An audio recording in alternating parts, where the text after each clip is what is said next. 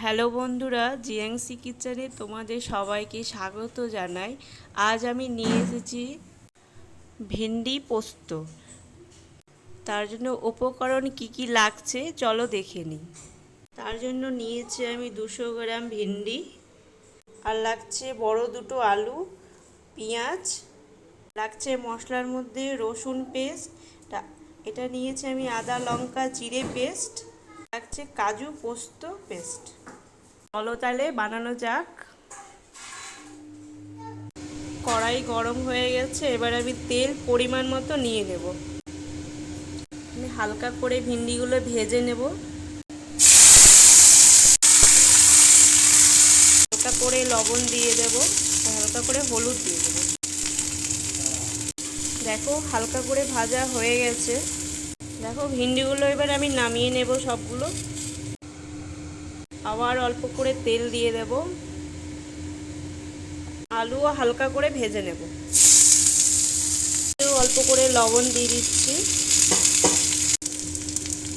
আলু ভাজা হয়ে গেছে, এবার আমি তুলে নেব।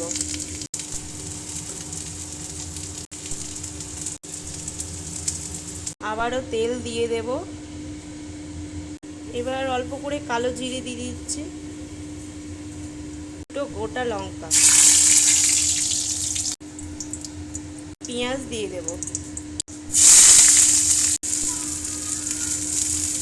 দেখো পেঁয়াজগুলো ভাজা হয়ে গেছে, আর এক এক করে মশলাগুলো দিয়ে দেব।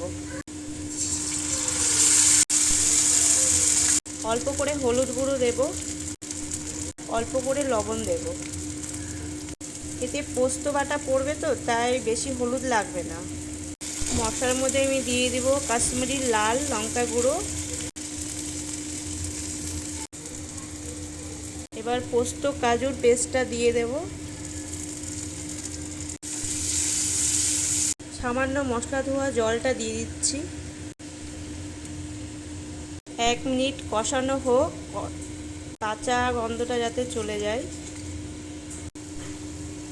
দেখো মশলা থেকে তেল ছেড়ে এসেছে, এবার আমি সবজিগুলো দিয়ে দেব সব।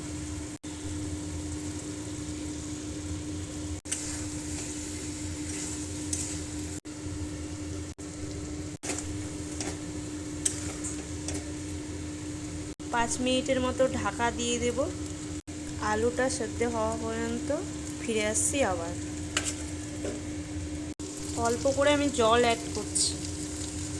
আমি জল দিতে ভুলে গেছিলাম, তাই 5 মিনিটের জন্য আবার ঢাকা দিচ্ছি। দেখো প্রায় হয়ে এসেছে। মাঝে আমি দুবার নেড়ে নিয়েছিলাম। নামানোর কিছুক্ষণ আগে চেরা কাঁচা লঙ্কা দুটো আমি দিয়ে দেব। এবারও 1 মিনিটের জন্য ঢাকা দিয়ে ফিরে আসছি আবার। দেখো হয়ে এসেছে, এবার আমি নামিয়ে নেব।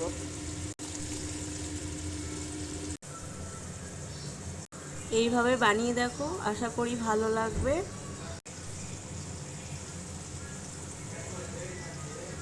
ভিন্ডি আলু পোস্ত যদি ভালো লাগে তাহলে লাইক কমেন্ট শেয়ার করো, সাবস্ক্রাইব করো।